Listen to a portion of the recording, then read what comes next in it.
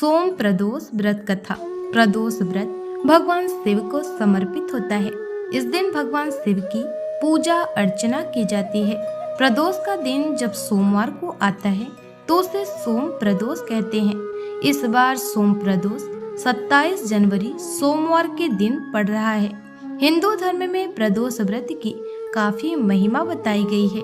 प्रदोष व्रत भोले शंकर भगवान शिव को समर्पित माना जाता है। सोमवार के दिन पड़ने के कारण सोम प्रदोष का महत्व काफी बढ़ गया है। प्रदोष व्रत का दिन के अनुसार अलग अलग महत्व माना गया है। सोम प्रदोष व्रत कथा। पौराणिक कथा के अनुसार एक नगर में एक ब्राह्मणी रहती थी। उसके पति का स्वर्गवास हो गया था। उसका अब कोई सहारा नहीं था, इसलिए वह सुबह होते ही वह अपने पुत्र के साथ भीख मांगने निकल पड़ती थी। वह खुद का और अपने पुत्र का पेट पालती थी। एक दिन ब्राह्मणी घर लौट रही थी तो उसे एक लड़का घायल अवस्था में कराहता हुआ मिला। ब्राह्मणी दयावश उसे अपने घर ले आई। वह लड़का विदर्भ का राजकुमार था।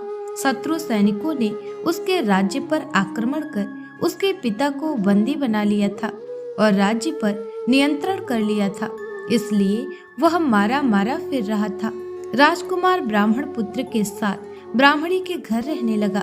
एक दिन अंशुमति नामक एक गंधर्व कन्या ने राजकुमार को देखा तो वह उस पर मोहित हो गई। अगले दिन अंशुमति अपने माता पिता को राजकुमार से मिलाने लाई।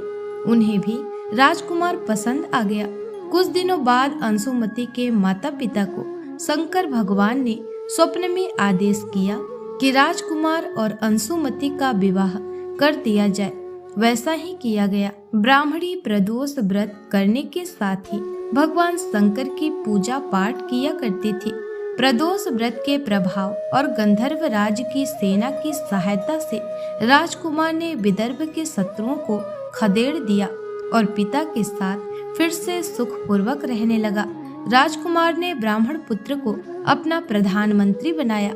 मान्यता है कि जैसे ब्राह्मणी के प्रदोष व्रत के प्रभाव से दिन बदले, वैसे ही भगवान शंकर अपने भक्तों के दिन फेरते हैं। सोम प्रदोष व्रत की पूजा विधि।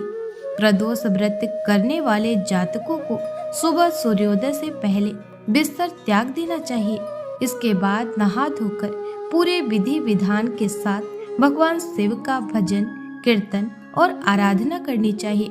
इसके बाद घर के ही पूजा घर में साफ सफाई कर पूजा घर समेत पूरे घर में गंगा जल से पवित्रीकरण करना चाहिए।